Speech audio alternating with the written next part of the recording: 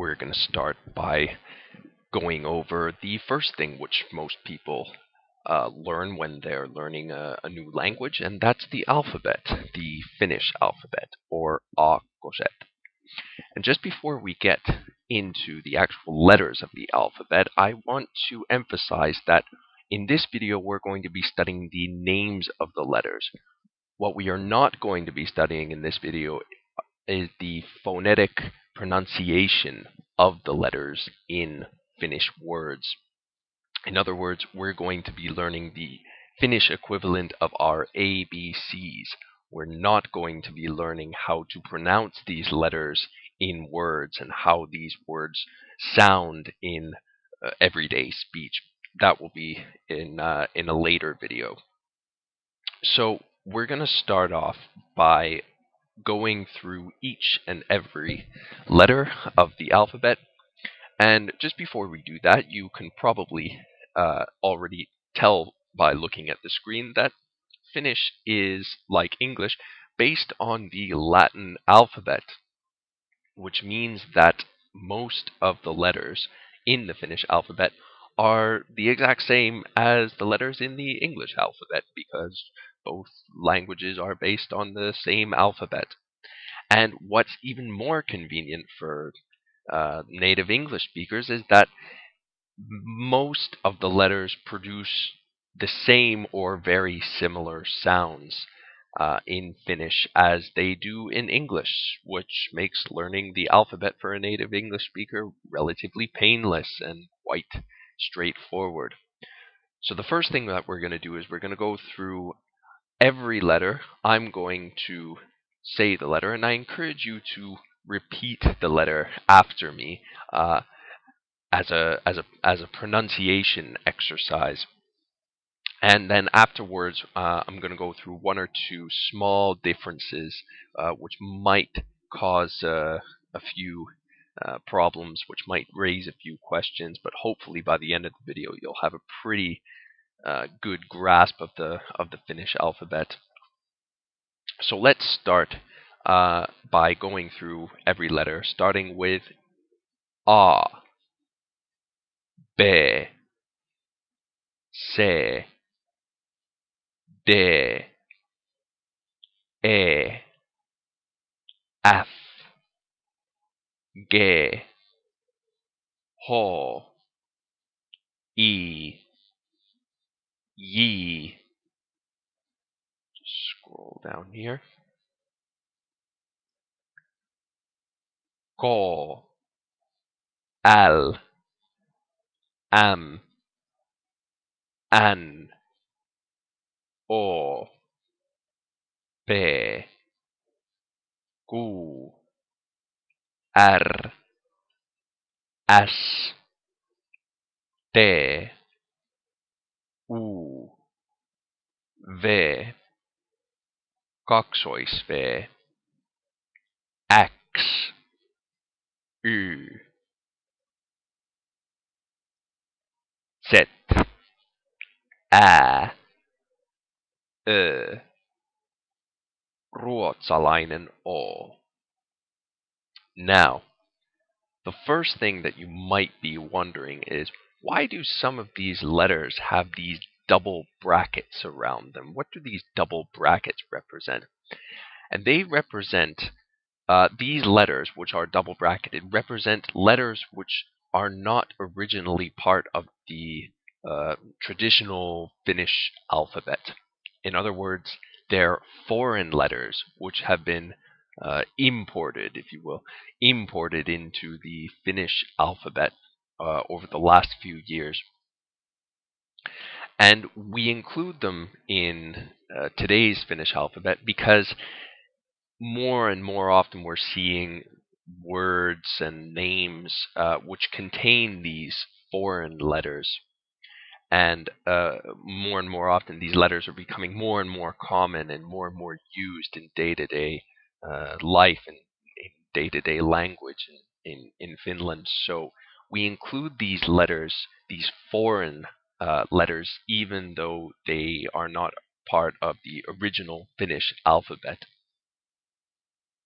Uh, The second thing which you might be wondering about is there were two letters that seemed a bit different than the rest. At least their names seemed quite long and complicated for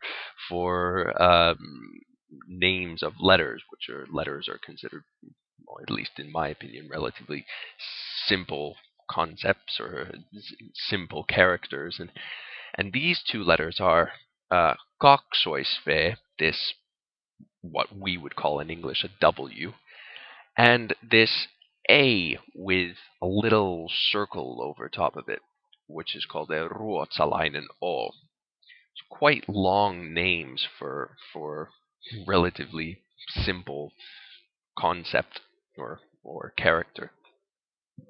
And let's start by analyzing what we would call a W, this kaksoisve.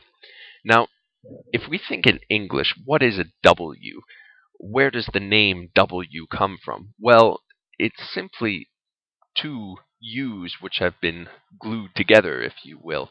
Double U, two U's, double U. Now, of course, if we look at the way that the W is written in English, we obviously can see that it would probably make more sense to call it a double V, since it looks much more like two V's pasted together rather than two U's pasted together. And what the Finns have done is they've basically taken the same rationale, the same logic as what we have in English, but have tweaked the name of this W looking character a little bit and called it a double V.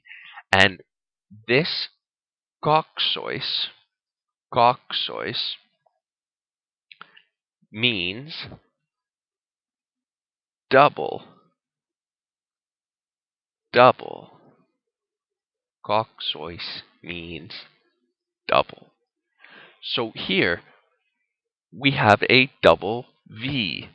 Kaksoisve, double V.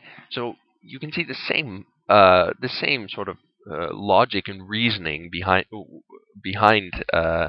the English W is also used in the Finnish W or kaksoisve.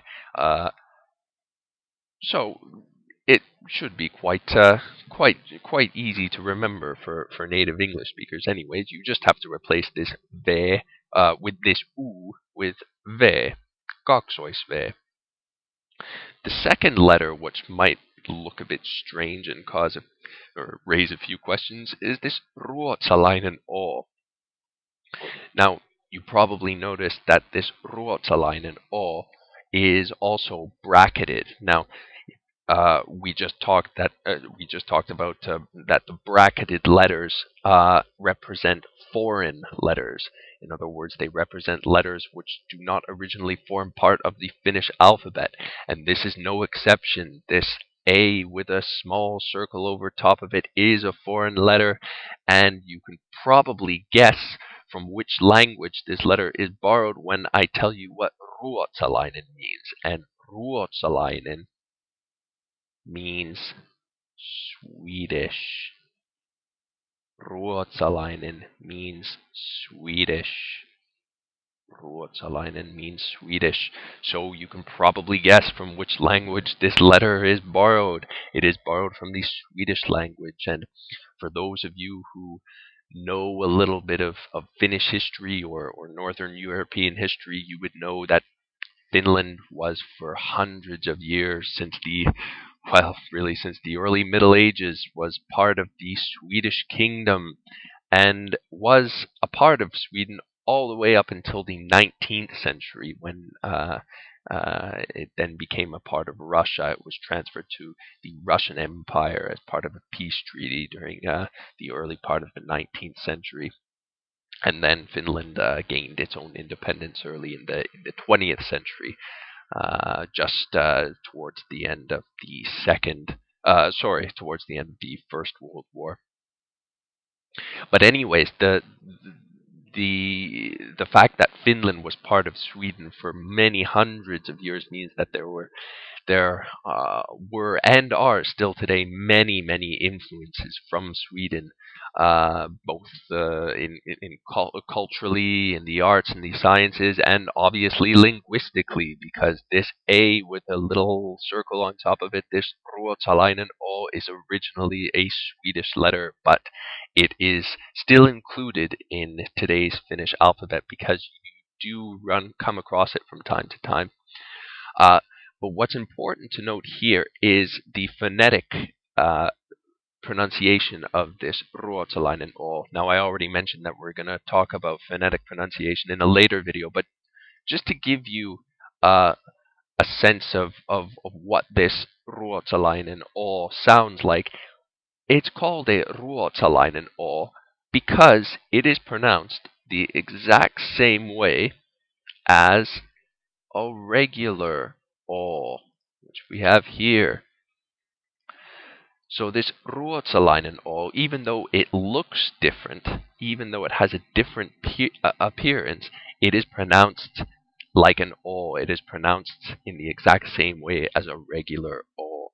But just so you know that there are basically two O letters in the Finnish language. There's the regular O, and then there's also this Ruotsalainen O. Now, the last thing I want to go through just very quickly is that you might have also noticed that in a few of the uh, a few of the names for the letters, I have underlined uh, some of the letters of the names of the letters. And the reason that I've done this, I've actually gone on the internet and checked in some of my books to see what the actual standard notation is for the Finnish alphabet. And as it turns out, in these cases, I actually am not correct, that I'm sort of breaking the rules here by adding extra consonants in, for example, this F, M, N, L. I'm breaking with what is commonly accepted as or what is accepted as being acceptable notations for Finnish letters.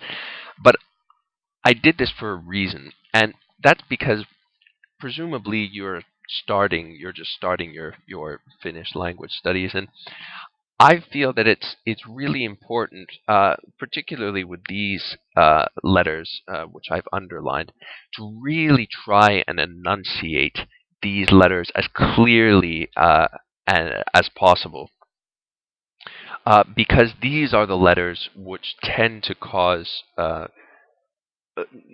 problems, not just for the person who's speaking, not just for the person who's saying these letters, but also for the people who are trying to listen and hear these letters and understand what you're saying. And for the same reason why in English we really try to make really try to enunciate our B's and P's when we're spelling these words, because make we really want to emphasize that we're talking either about a pear, a fruit, or a bear, the animal. For that very same reason, I feel that it's particularly useful to really, at least at the beginning of your language studies, when you're learning how to speak and how to pronounce words, it's really helpful. At least it was for me, to really practice enunciating these particular consonants, this F, L, M, N, just so that I make sure that I'm using the right mouth muscles, if you will. I'm using the right mouth muscles and tongue muscles to enunciate these words properly. You can obviously make your own decision about how you pronounce things at a later stage, but for now, I really highly recommend using using this notation as a guideline, and really just to practice your pronunciation and your enunciation. In the next video, we're going to keep analyzing the Finnish alphabet, and we're going to deal with we're going to pick out the vowels, and we're going to deal with a concept called vowel harmony, which is something which we don't have in English. So we're going to start getting into a little bit more abstract, or a little bit more confusing concepts in the next video. So hopefully you've got a basic understanding of the Finnish alphabet, and we'll see you in the next video.